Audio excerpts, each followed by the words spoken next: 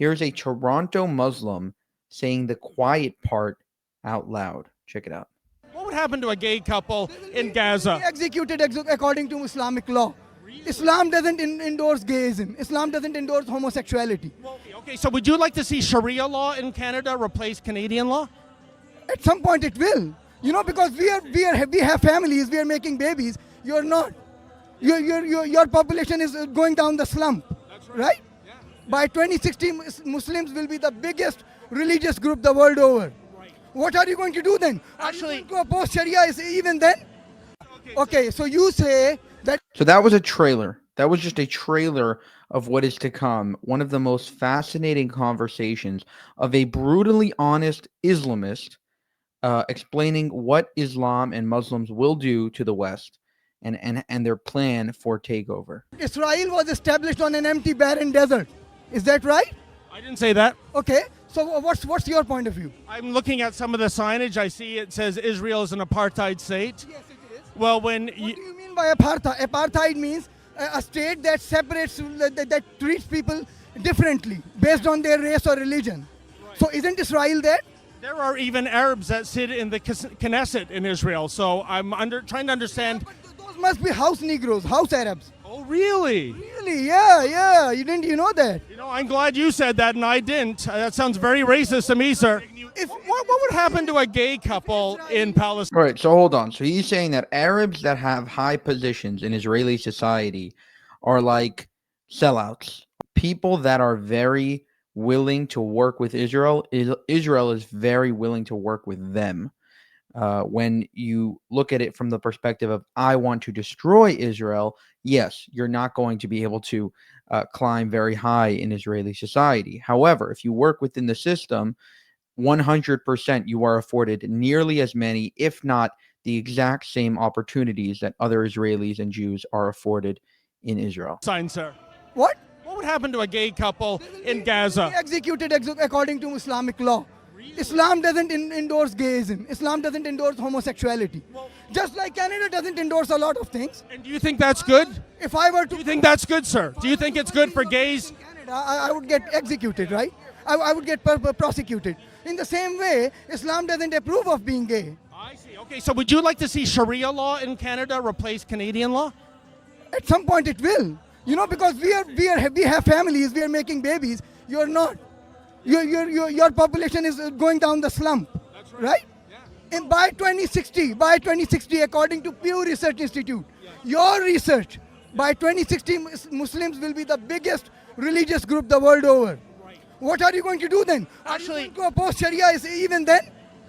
Whenever I watch these videos, I just think like, what would a Queers for Palestine protester think about this video? Like, all of these losers and absolute chickens for KFC idiots in the West, the people on the college campuses, what they're advocating for without knowing it is radical Islam. What they're advocating for is a takeover of the West, a tearing down of the West, and therefore an easy path for Islam to take over, just like it happened in Iran, where you had university students going ahead and paving the way for Islamists to destroy Iran and make it what it is today, which is an absolute hellhole for women and any other minority. We are all living on occupied land right now in Canada? Yeah, we are living on occupied. From the natives' perspective, we are. Well, shouldn't we all leave then, going by your philosophy? Yeah, if the natives were, if they had the power to kick us out, they probably could. You could always voluntarily leave in solidarity of the natives, sir. Would you leave in solidarity with the natives? Well, if you leave, the day you leave in solidarity with the natives, I'm also going to leave. I'm just trying to get my head around what you just said, that you don't have any problem with gay people being executed just because of their sexual orientation. I don't understand that. I don't have any problem with Muslims being executed just because of being Muslims. That does not happen, sir. It happened to me. It was very... wait a minute. You were What?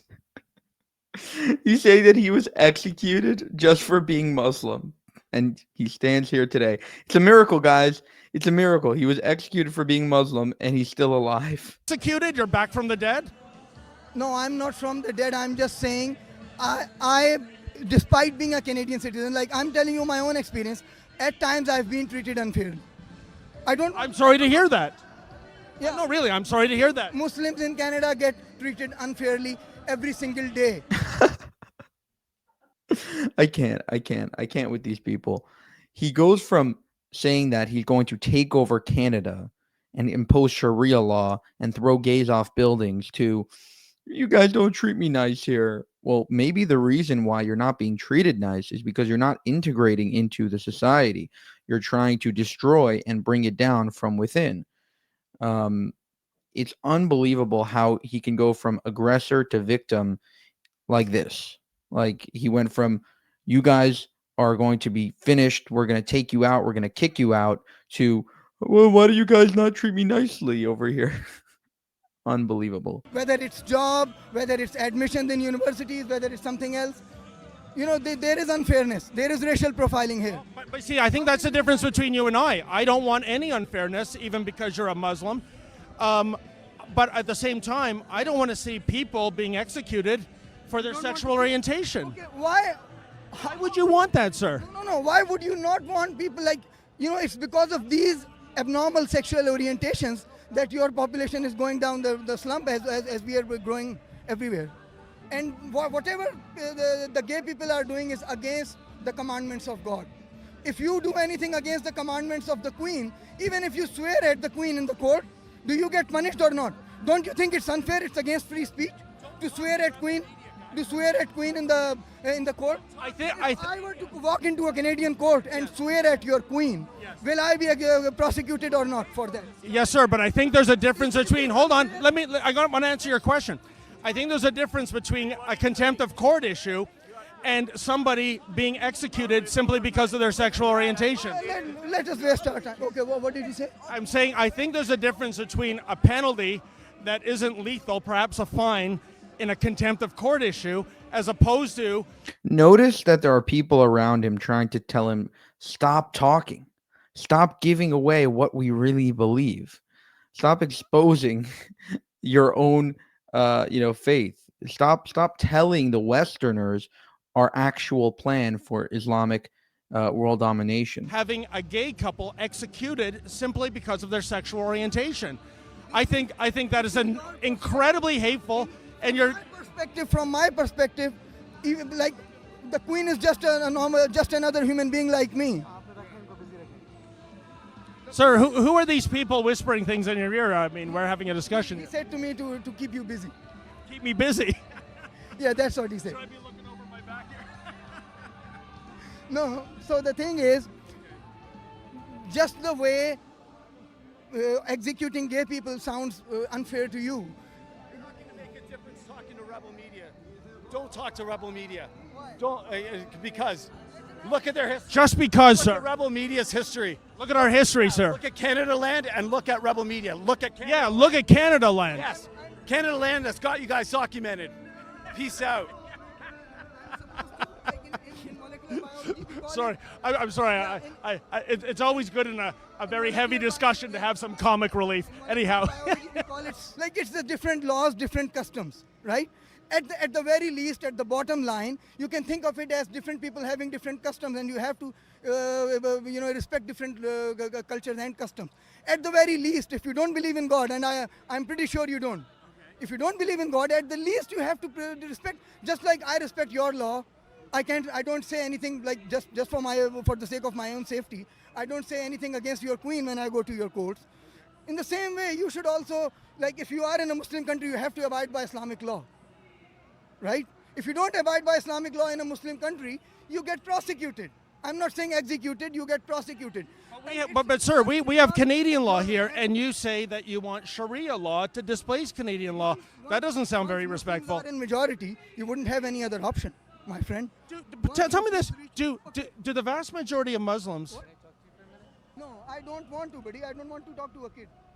I know what I'm doing. I've talked to the... Sir, I'm just curious if the vast majority of Muslims want to live under Sharia law. I have met many Muslims who have left Muslim countries to... Whether or not Muslims want to live according... The thing is, what I'm saying is, if by 2060, as Pew Research Institute says, not me, not you, not anybody else, if by 2060 Muslims reach a decisive majority all over the world, Which year? Sorry. by 2060, you want me to show you I mean, that 3 years ago. 2060, Oh, 60, 60. Sorry, I misunderstood you. No, but like I said, I have met several Muslims who left Islamic nations and are horrified to see those elements of those countries following them over to Canada and the United States. What would you say to them? Muslims that want to live a secular lifestyle. You should go to your queen and tell her to change the laws. Change the laws to what, sir? To Sharia law? No, change the laws to not allow any more Muslims to come to Canada. Like if you are bothered by Muslims, because we owe our allegiance and our loyalty first and foremost to our religion, not to the queen.